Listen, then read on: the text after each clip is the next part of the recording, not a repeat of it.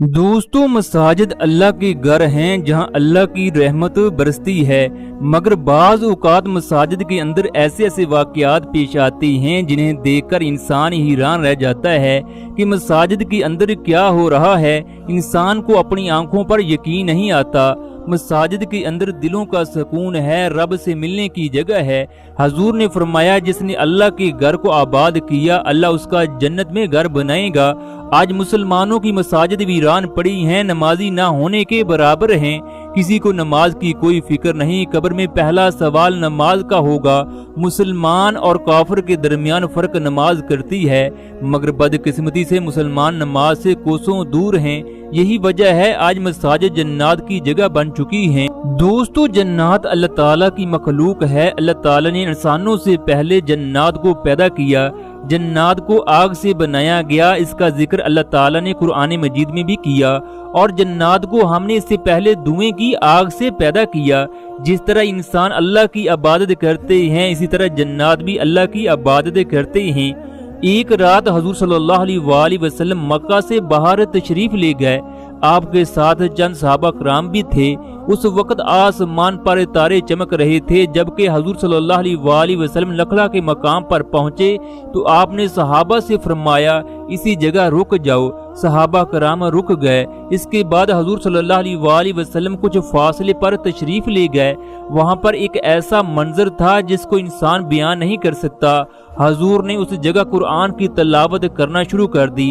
वो जगह जन्नत की एक जमात गुजर रही थी। वो लोग अपनी बातों में मसरूफ थे। अचानक कुरान की आवाज उनके कानों में पड़ी। ऐसे अल्फाज उन्होंने जिंदगी में पहली बार सुने थे। चनाचा वो एक दूसरे को कहने लगे, खामोश हो जाओ। जैसे जैसे वो कुरान मजीद को सुनते रहे, उनके चेहरों के रंग बदलने लगे। वो आपस में कहने लगे, ये कलाम इंसानों का नहीं हो सकता, ये तो दिलों को हिला देने वाला कलाम है। ये लोगों को सीधे रास्ते की जानब बुलाता है। चनाचा उन्होंने फैसला कर लिया कि हम इस पर ईमान लाते हैं। फिर वो आपस में कहने लगे, हम अपनी कौम में जाकर इसकी तबलीग करेंगे। चनाचा ये अपनी कौम में वापस चले गए। वहाँ जाकर कहने लगे, ए कौम, हमने अजीब सा कलाम सुना है जो सीधे रास्ते की जानब बुलाता है। चनाचा इस तरह ये लोग दोबारा हुजूर अकरम सल्लल्लाहु अलैहि वसल्लम की खिदमत में हाजिर हुए और कलमा पढ़कर मुसलमान हो गए। दोस्तों, मस्जिद नबवी के अंदर एक पाकिस्तानी नौजवान जिसकी उम्र 27 साल के लगभग थी, उसकी खूबसूरती को देखकर इंसान हैरान रह जाता कि काश ऐसी खूबसूरती अल्लाह उसे भी अता करता। मगर जब इंसान उसकी हालत देखता तो दिल धक धक करने लगता, क्योंकि वो इस कदर जाहो जलाल में आ जाता कि उसे रिश्तों की कोई भी तमीज न रहती। उसे देखकर हर कोई खौफ के मारे कांपने लगता। मैंने उस नौजवान की मां को कई बार मस्जिद नबवी के अंदर देखा जो अपने बेटे की सेहतयाबी के लिए दुआएं करती। मैं उस नौजवान के बारे में मालूमात हासिल करना चाहता था कि आखिर इस खूबसूरत नौजवान को ऐसा क्या हुआ, इसकी हालत किस वजह से हुई।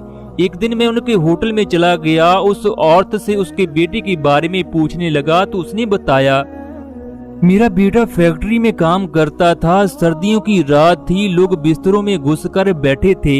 जमाल उस वक्त ड्यूटी पर जाने की तैयारी कर रहा था। घर से तकरीबन 20 किलोमीटर का फासला था। नहर के किनारे एक वीरान जगह पर सड़क थी। रास्ते में एक पुराना कब्रिस्तान भी आता था, जहां से गुजरना इंतहाई परेशान कुन था। घर की जिम्मेदारियों की वजह से उसे जाना पड़ा। उस दिन मेरा बेटा मोटरसाइकिल के जरिए घर से निकल पड़ा। गुप अंधेरे ने रात को अपनी चादर में लपेट रखा था। मोटरसाइकिल की वजह से मेरे बेटे को सर्दी भी लग रही थी। इतने में वो कब्रिस्तान भी आ गया, जहां से गुजरकर इंसान का बुरा हाल हो जाता है। वो अपने ख्यालों की दुनिया में गुम था कि अचानक शोर शराबा बर्पा हो गया। कान बड़ी आवाज सुनाई न देती थी। जमाल ने चारों तरफ देखा तो उसे कोई भी चीज नजर न आई। अंधेरा देखकर उसके पसीने छूट रहे थे। अचानक मोटरसाइकिल के आगे एक चीज नमूदार हुई। मोटरसाइकिल वहां पर रुक गई। इसके बाद उसे नहीं पता वो कहां है। जब उसे होश आया तो वो एक आलीशान महल में मौजूद था, जहां हर तरफ खुशबू ही खुशबू महसूस हो रही थी। अभी जमाल महल का जायजा ले रहा था कि दरवाजा खुला कि अचानक एक लड़की नमूदार हुई, जिसकी अजीब सी शक्ल थी। बाल बिखरे हुए, पांव पीछे की जानिब मुड़े हुए, जबकि उसके जिस्म पर बेतहाशा बाल थे। जमाल को इस बात का पता चल चुका था कि ये इंसान नहीं اس نے کانپتی ہوئی آواز سے پوچھا آپ کون ہو؟ وہ کہنے لگی گھبراؤ نہیں، میں تمہیں کچھ نہیں کہوں گی، مجھے تم بہت پسند ہو، میں تم پر قربان ہوں، تم سے شادی کرنا چاہتی ہوں۔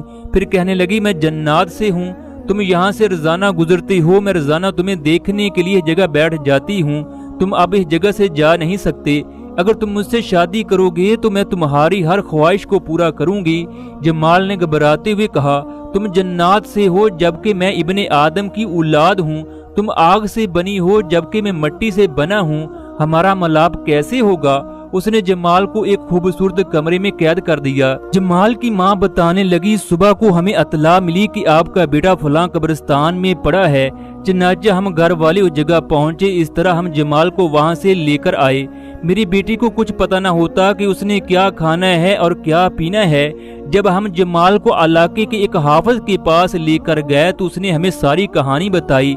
بڑے بڑے عالم آئے مگر وہ لڑکی میرے بیٹے کو آزاد نہیں کرتی، میرا بیٹا آج بھی اس کی قید میں ہے، کبھی کبھی وہ چند گھنٹوں کے لیے ٹھیک ہو جاتا ہے مگر کچھ دیر کے بعد اس کی طبیعت پھر ویسی کی ویسی ہو جاتی ہے۔ میں نے اپنے زیورات فروخت کیے، یوں ہم عمرہ ادا کرنے کے لیے خانہ کعبہ آئے۔ اس کے بعد ہم 10 روز کے لیے مسجد نبی صلی اللہ علیہ وآلہ وسلم میں پہنچے ہیں۔ میں اپنے بیٹے کی وجہ سے بہت پریشان ہوں۔ میں نے اسے کہا آپ کو پریشان ہونے کی ضرورت نہیں، میں 15 سال سے مدینہ میں رہ رہا ہوں، میں ایک حافظ کو جانتا ہوں جو آپ کے بیٹے کو ٹھیک کر سکتا ہے، وہ ایک سعودی ہے اور ریاض میں کسی کام کے لیے گیا ہے، جیسے ہی وہ واپس آئے گا میں آپ سے رابطہ کروں گا۔ دوستو اس کے بعد میں واپس آ کر اس نوجوان کے بارے میں سوچنے لگا وہ نوجوان کس قدر خوبصورت ہے، مگر اس وقت مکمل طور پر وہ جنات کے کنٹرول میں ہے۔ میں نے اگلے دن سعودی حافظ کو کال کی، چنانچہ شام کو وہ واپس آ گیا۔ میں سعودی حافظ کو لے کر اس پاکستانی فیملی کے پاس پہنچا۔ جیسے ہی حافظ صاحب کمرے کے اندر داخل ہوئے تو نوجوان کے اندر وہ لڑکی کہنے لگی اس آدمی کو کس وجہ سے لائے ہو، اس کو یہاں سے نکالو، اس کو کس کی اجازت سے لے کر آئے ہو؟ حافظ صاحب نے جاتے ہی نوجوان کے سر کو پکڑ لیا، پھر بس پڑھنا شروع کر دیا۔ نوجوان کے اندر اس قدر طاقت تھی کہ وہ کبھی حافظ کو آگے کی جانب کھینچتا تو کبھی پیچھے کی جانب کھینچتا۔ آدھے گھنٹے کے بعد نوجوان مدہوش ہو کر گر پڑا۔ حافظ صاحب نے کہا اب اس کو لیٹا ہی رہنے دو، جب یہ سو کر اٹھے گا تو بالکل ٹھیک ہوگا۔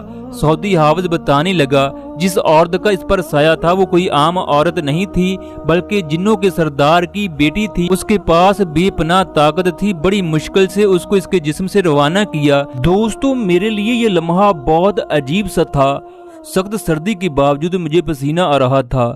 دنیا میں جنات کے وجود سے کوئی بھی انکار نہیں کر سکتا، یہ بھی اللہ تعالیٰ کی ایک مخلوق ہے، اللہ تعالیٰ کی عبادت کرتی ہے، اللہ کو ایک مانتی ہے۔